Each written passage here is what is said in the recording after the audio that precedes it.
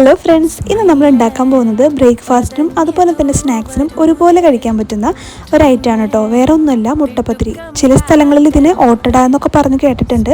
കുറേ പേർക്ക് ഇത് എന്താണെന്ന് പോലും അറിയാത്തവരുണ്ടെന്ന് എനിക്ക് മനസ്സിലായിട്ടോ. അപ്പോൾ ഇതെങ്ങനെ ഉണ്ടാക്കാമെന്ന് നമുക്ക് നോക്കാം. വളരെ ഈസിയാണ്. ആദ്യം ഒരു ബൗൾ എടുക്കുക. അതിലേക്ക് 2 കപ്പ് മൈദയാണ് നമ്മൾ എടുത്തിരിക്കുന്നത്. 2 കപ്പ് മൈദയാണെങ്കിൽ 2 മുട്ടയാണ് കേട്ടോ അതിനായിട്ട് നമ്മൾ എടുത്തിരിക്കുന്നത്. അതിലേക്ക് ഒരു നുള്ളു ഉപ്പ് ആഡ് ചെയ്തിട്ടുണ്ട്. പിന്നെ നമ്മൾ മൈദ അളന്ന് എടുത്തിരിക്കുന്ന കപ്പിൽ 1.5 കപ്പ് വെള്ളമാണ് കേട്ടോ എടുത്തിരിക്കുന്നത്.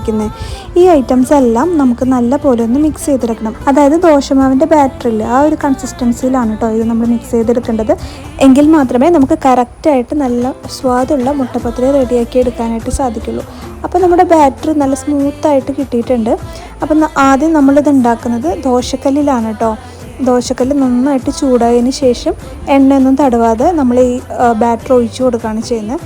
കൂടുതലും പേരും ഇത് മൺചട്ടിയിലാണ് കേട്ടോ കണ്ടേക്കുന്നത്. അപ്പോൾ ഞാൻ നമ്മുടെ ദോശക്കല്ല് മാറ്റിയിട്ട് ഇതേ മൺചട്ടി വെച്ചിട്ടുണ്ട്, അതിലുണ്ടാക്കുകയാണ് കേട്ടോ. അപ്പോൾ അത് കുറച്ചും കൂടെ സ്വാദുമാണ്, അതുപോലെ തന്നെ നമ്മൾ ഉദ്ദേശിച്ച രീതിയിൽ കിട്ടിയിട്ടുണ്ട്.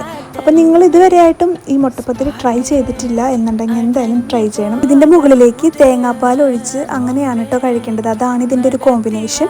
അപ്പോൾ നിങ്ങൾ എന്തായാലും ഇത് മസ്റ്റായിട്ടും ട്രൈ ചെയ്യണം. നിങ്ങളുടെ ഒപ്പീനിയൻ കമൻ്റായിട്ട് ഇടണം കേട്ടോ.